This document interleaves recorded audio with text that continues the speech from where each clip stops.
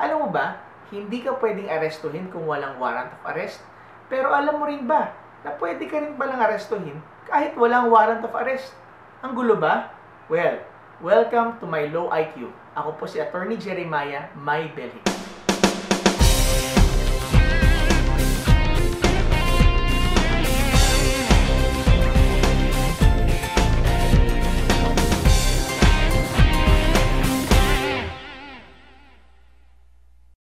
Ano po ba ang arrest?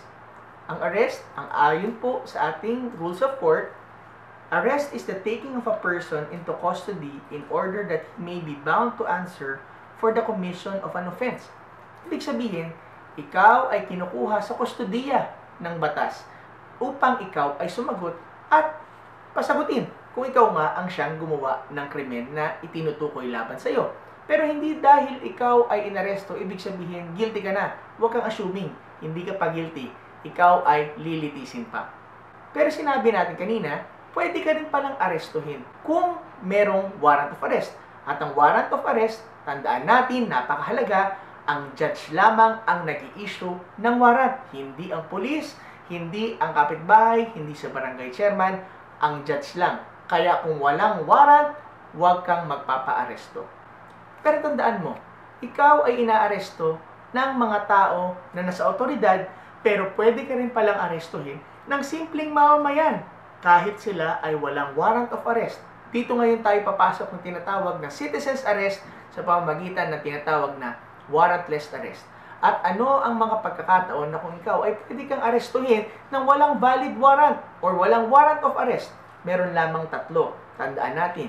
Ang unang-una ay sinasabi na kung saan in flagrante delicto o nahuli ka sa akto. Ang sabi ng batas ay ito, when in his presence the person to be arrested has committed, is actually committing, or is attempting to commit an offense. Ito yung tinatawag na in flagrante delicto o yung sinasabi na sa harapan mismo o in the presence mismo ng taong mga aresto ay mangyayari at kakapangyari pa lamang nung krimen. Ibig sabihin, nakita mismo nung taong nang-aaresto. Hindi mo na syempre kailangan magkuha ng warrant of arrest at pumunta sa judge, hulihin mo na agad at iyo'y dalhin agad sa kinauukulan, sa pulis, o kung ikaw ay pulis, ikulong mo na agad. Ang pangalawa, yung tinatawag na sinasabi sa batas, when an offense has just been committed and he has probable cause to believe based on personal knowledge of facts or circumstances that the person to be arrested has committed it. Ito naman, hindi naman nangyari yung krimen sa iyong presensya. Subalit, alam mo na merong nangyaring krimen at ikaw ay merong reasonable ground na para maniwala na yung taong gusto mong arestuhin, siya nga ang may gawa ng krimen na iyong alam na nangyari. Halimbawa, ikaw ay isang pulis, naglalakad-lakad, at narinig mo na merong nagsisigaw, magnanakaw. At pagtingin mo sa iyong kaliwa, nakita mo tumatakbo. Ang isang lalaki nakahubad, hinahabol ng taong bayan, hinahabol ng babae, at yung lalaki nakahubad na yan, may daladalang bag. Anong isipin mo? Siguro, shooting? O isipin mo na maramang siya ang pinagbibintangan na nagnakaw? Pwede mo na bang hulihin? O pupunta ka muna sa korte para sa warrant of arrest? Siyempre, hulihin mo na yan. Dahil ikaw ay merong kaalaman na nagkaroon ng crime at ikaw rin ay may kaalaman of facts surrounding the circumstances that gives you a reasonable ground na yung taong tumatakbo yan ang siyang may gawa ng krimen na yan.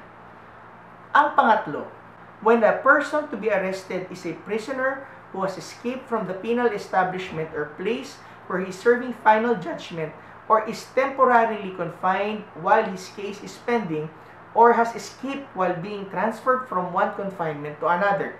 In short, isa kang preso na nahuli at nasintensyahan at tumakas. O ikaw naman ay naaresto at ikaw ay nakadetain at tumakas.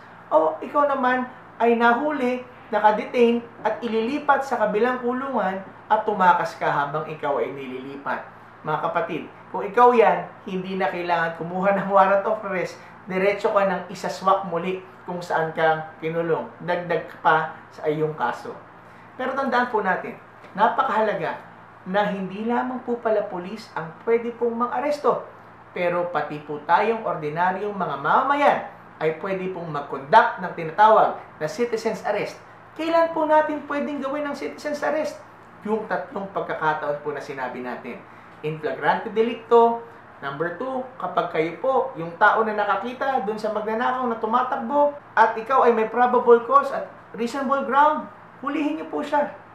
At yung pangatlo, nahuli ninyo at nakita ninyo yung taong tumakas sa kulungan, pwede niyo na po silang arrestuhin kahit wala pong warrant of arrest. Muli, mga kaibigan, ako po si Attorney Jeremiah May Bellica, nagpapaalala sa inyo na mahalaga na may alam tayo sa batas dahil mahalaga na tayo ay may low IQ.